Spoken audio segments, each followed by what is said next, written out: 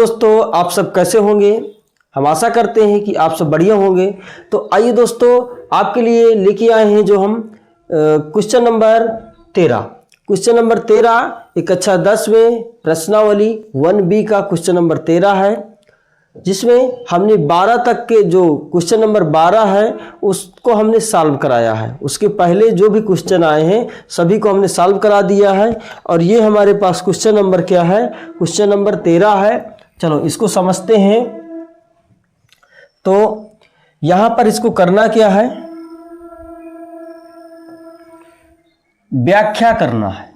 जो अभी तक क्वेश्चन नंबर 11 में आपको मिला होगा, यही वाला इसी प्रकार का क्वेश्चन नंबर 11 में आप देखे होंगे। केवल इसको सॉल्व करके बताना है कि भाज्य है कि अभाज्य है। चलो तो सॉल्व करते हैं इसको, ज्यादा समय आपका नष्ट नहीं करते हैं। देखो ये कितना है, 7 × 13 × 11 अब प्लस 11। तो यदि इस तरह क्वेश्चन आपको दिखे तो केवल इनको सॉल्व करना है। तो आप तो ये गुणा करा के फिर जोड़ सकते हैं, या तो हम इसको थोड़ा सा आसान करने के लिए 11 कॉमन ले लेते हैं तो यहाँ पर 1 बचेगा। तो 11 यदि कॉमन ले लेंगे तो 7 × 13, 11 तो कॉमन हो गया और प्लस का 11 कॉमन तो 1 बचेगा। इसको गुणा करा लेते हैं तो 11 × ये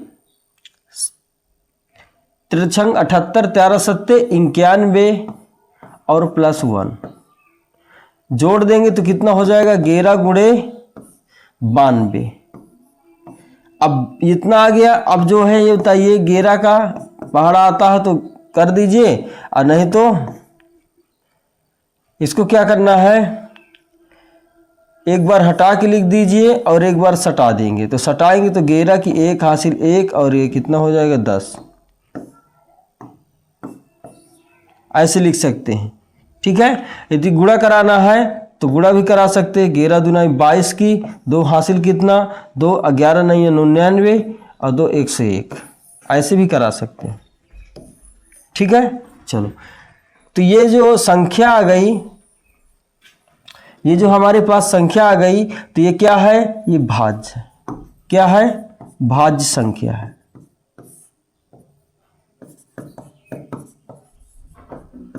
भाज्य संख्या है। और ये समझ लीजिए जिस संख्या के फैक्टर हो जाते हैं, गुणनखंड हो जाते हैं, वो हमेशा भाज्य संख्या कहलाती है। इसी प्रकार इसको भी सॉल्व करते हैं तो कितना है, 7 × 6 × 5 × 4 × 3 और × 2 × 1 और प्लस कितना है 3 है। प्लस कितना है 3 है। तो इसको भी पहले हम लोग क्या करेंगे, कॉमन ले लेते हैं 3, नहीं भी लेंगे तो भी चलेगा। तो हो जाएगा 7 × 6 × 5 × 4 × 2, 3 तो कॉमन हो गया, × 1 और प्लस 1। चलो इनका गुणा करा लेते हैं तो क्या आ जाएगा, 6 7 42 × 5 चौको 20, 20 दूनी 40 और 1 का गुणा कराएंगे तो कोई मतलब नहीं, प्लस हुआ, ठीक है।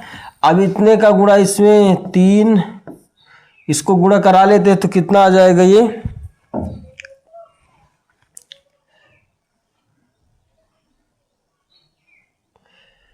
40 का पहाड़ा 40 बार पढ़ेंगे तो कितना आएगा, 1600 आएगा।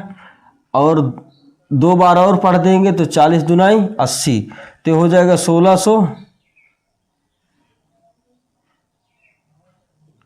1680 हो जाएगा, ठीक है। क्योंकि देखिए 40 का पहाड़ा 40 बार पढ़ेंगे तो 4 चौक 16, 1600 आ जाएगा। 40 का पहाड़ा 2 बार और पढ़ेंगे तो 80 हो जाएगा, 1680 और प्लस 1, ठीक है। तो ये हो जाएगा 3 × 1681 हो जाएगा और प्लस 1। प्लस 1 अब कैसे बचेगा भाई,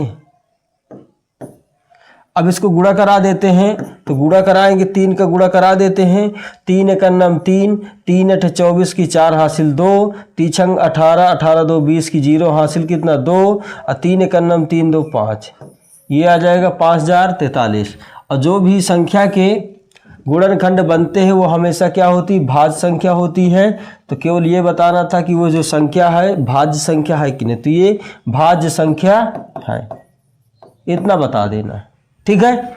चलो अगला क्वेश्चन है, अगला क्वेश्चन है क्या है, इसी प्रकार का क्वेश्चन हम कर चुके हैं, ठीक है, ज़्यादा कोई कठिन नहीं है ये। यहाँ पर x है, 2 है, ये कितना 33 81 है, 3 है, y 7 161 7 z, और कहा क्या गया, दी गई नीचे आकृति में x y z के मान बताइए। तो x y z के मान बताना है, तो भाई देखो हम बता चुके हैं जिसका इससे संबंध है, रिलेशन है, उसका ही गुणा करा देते हैं। तो हमारे पास ये x का मान आ जाएगा, ठीक है, y का मान बताना, तो यहाँ से ये y का मान आ जाएगा, और z का मान बताना है तो z का मान इनका गुणा करा लेंगे तो z का मान आ जाएगा, ठीक है। चलो तो x का मान कितना आ जाएगा, x बराबर आएगा 2 गुणा 33 81, इसका गुणा कराएंगे तो कितना हो जाएगा, दूना कर दीजिए, 33 दुनाई 66, 80 दुनाई 160, तो 66 67 62, 67 62 आएगा, 67 62 आएगा, ठीक है। तो x का मान 67 62 आएगा, y का मान हमें बताना है, तो y के मान के लिए 7 का गुणा और किसका 161 का करा दीजिए, तो y बराबर 7 एक अन्नम 7 की 7 हासिल कितना, एक भी नहीं, 7 छंग 42, 42 की 2 हासिल कितना 4, 7 एक अन्नम 7 4 11, ये आ जाएगा 1127 आ जाएगा। जेड का मान निकालने के लिए, जेड का मान निकालने के लिए 161 गुणा, भाई देखो इधर है ना, 161 बराबर 7 और गुणे कितना है, जेड है, जेड 7 का इसमें भाग लगा देंगे तो कितनी बार में कटेगा, 7 दूनी 14, कितना हो जाएगा 7 दूनी 14 और 2 बचेगा तो 21, तो 7 त्रिक 21, 23 बार में, तो जेड का मान कितना आ जाएगा, 23 आ जाएगा। चलो समझ पाए होंगे कि ये भी क्वेश्चन आसानी था, ज़्यादा कठिन नहीं था। तो हमने प्रश्नावली जो अपना 1 का बी है कक्षा 10 में, हमने उसको सॉल्व कर लिया है, यहाँ से पूरी प्रश्नावली समाप्त होती है। तो अब जो है हमें क्या है, अब जो हमारे पास प्रश्नावली आएगी, हमारे पास प्रश्नावली आएगी 1 का सी। 1 का सी में इसमें देखो करना क्या है, 1 के सी में थोड़ा सा इसमें जो है हम लोगों को अब सिद्ध करना पड़ेगा। हम लोगों को क्या है इसमें सिद्ध करना है। इसमें देखो दिया गया है कि जो क्वेश्चन है हमारे पास,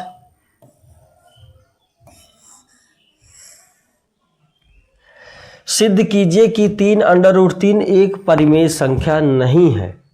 परिमेय संख्या नहीं है, है तो नहीं है, दिख तो रहा है कि नहीं है, पर इसको हमें सिद्ध करके बताना है कि ये एक परिमेय संख्या नहीं है। तो बेटा इसको जो है 2-3 क्वेश्चन 2-3 प्रकार से होते हैं। जिसे देखो अगला आपको मिलेगा, ये मिलेगा, एक देखो रूट वाला हो गया, केवल रूट वाला, ठीक है। फिर एक जो है ये प्लस माइनस वाला हो गया, एक प्लस माइनस वाला हो गया, और एक अभी बटे के रूप में मिलेगा। केवल आपको 3-4 प्रकार से मिलेंगे। ये देखो प्लस माइनस, ये बटे के रूप में आ गया। तो कितने प्रकार से हो गए, 3-4 प्रकार से हो गए ना आपको। एक बटे वाला हो गया, एक प्लस माइनस वाला हो गया, और एक केवल रूट वाला हो गया। 3 प्रकार से हो गए कि नहीं। तो आपको जो भी इस प्रश्नावली में मिलेंगे क्वेश्चन सिद्ध करने के लिए कि सिद्ध कीजिए अपरिमेय संख्या है या परिमेय संख्या है, यही आपको सिद्ध करके बताना है। तो इसमें जो है आपको 3-4 टाइप से यदि हम लोग करवा देंगे तो आप उसी प्रकार से कोई भी क्वेश्चन सॉल्व कर पाएंगे, और उससे ज़्यादा कुछ नहीं आता इसमें, केवल बस इतना ही 3-4 प्रकार से आते। यदि तीनों चारों प्रकार आप पढ़ लिए तो आप फिर आसानी से इसको सिद्ध कर सकते हैं, और इसमें केवल लिखना ही लिखना है, ज़्यादा कैलकुलेशन नहीं रहती है। ठीक है, तो इसका जो वीडियो मिलेगा आपको कल की क्लास में मिलेगा, क्योंकि आज की क्लास में हमने प्रश्नावली 1A समाप्त 1B समाप्त कर लिया है, और 1C जो है कल से हम लोग स्टार्ट करेंगे।